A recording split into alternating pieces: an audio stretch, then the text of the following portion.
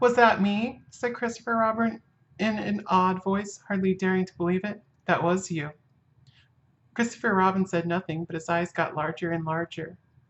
His face got pinker and pinker. So Winnie-the-Pooh went round to his friend Christopher Robin, who lived behind a green door in another part of the forest. Good morning, Christopher Robin, he said. Good morning, Winnie-the-Pooh, said Hugh. I wonder if you got such a thing as a balloon about you. A balloon? Yes, I just said to myself coming along, I wonder if Christopher Robin has such a thing as a balloon about him. I just said it to myself, thinking of balloons and wondering. What do you want a balloon for? You said. Winnie the Pooh looked round to see that nobody was listening, put his paw to his mouth and said in a deep whisper, Honey. But you don't get honey with balloons. I do, said Pooh. Well, it just happened that you had been to a party the day before at the house of your friend Piglet, and you had balloons at the party. You had had a big green balloon, and one of Rabbit's relations had had a big blue one, and had left it behind, being really too young to go to a party at all. And so you had brought the green one and the blue one home with you.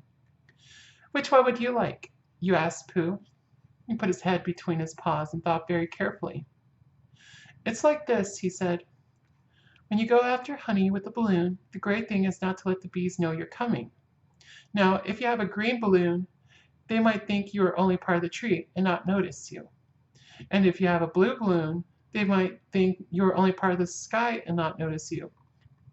And the question is, which is most likely? Wouldn't they notice you underneath the balloon? You asked. They might or they might not, said Winnie the Pooh. You never can tell with bees. He thought for a moment and said, I shall try to look like a small black cloud. That will deceive them. Then you had better have the blue balloon, he said, and so it was decided. Well, you both went out with the blue balloon, and you took your gun with you, just in case, as you always did. And Winnie the Pooh went to a very muddy place that he knew of, and rolled until he was black all over. And then, when the balloon was blown up as big, and you and Pooh were both holding onto the string, you let go suddenly, and Pooh Bear floated gracefully up into the sky, and stayed there, level with the top of the tree, and about 20 feet away from it. Hooray, you shouted. Isn't that fine? Shouted Winnie the Pooh down to you. What do I look like?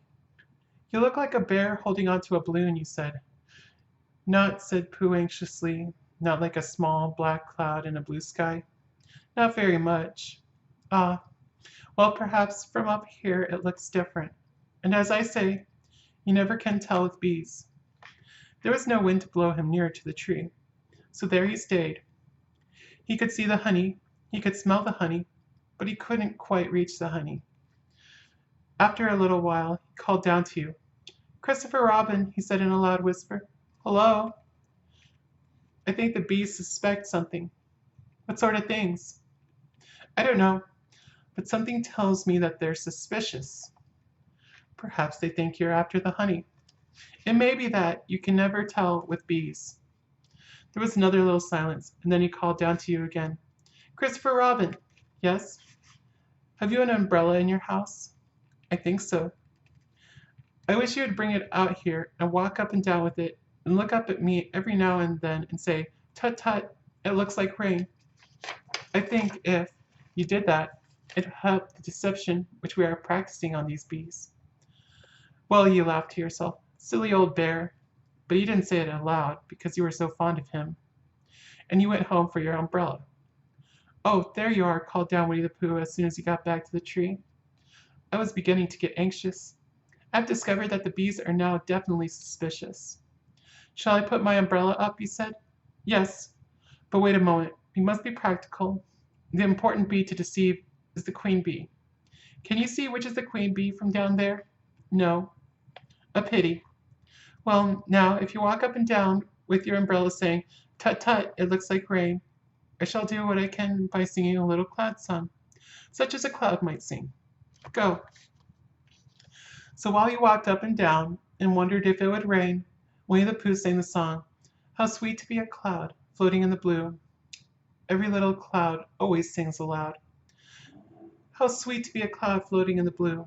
It makes him very proud to be a little cloud. The bees were still buzzing as suspiciously as ever. Some of them indeed left the nest and flew all around the cloud as it began the second verse of this song, and one bee sat down on the nose of the cloud for a moment, and then got up again. Christopher, oh, Robin, called out the cloud. Yes, I have just been thinking and have come to a very important decision. These are the wrong sort of bees. Are they? Quite the wrong sort. So I should think they would make the wrong sort of honey. I shouldn't you? Would they? Yes. So I think I shall come down. How? Asked you. Winnie-the-Pooh hadn't thought about this. If he let go of the string, he would fall, bump, and he didn't like the idea of that. So he thought for a long time, and then he said, Christopher Robin, you must shoot the balloon with your gun.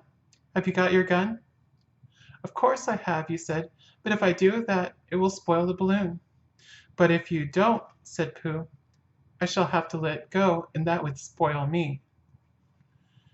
When you put it like this, you saw how it was, and you aimed very carefully at the balloon and fired. Oh, said Pooh, did I miss? You asked. You didn't exactly miss, said Pooh, but you missed the balloon. I'm so sorry, he said, and you fired again, and this time you hit the balloon. The air came slowly out, and Winnie-the-Pooh floated down to the ground.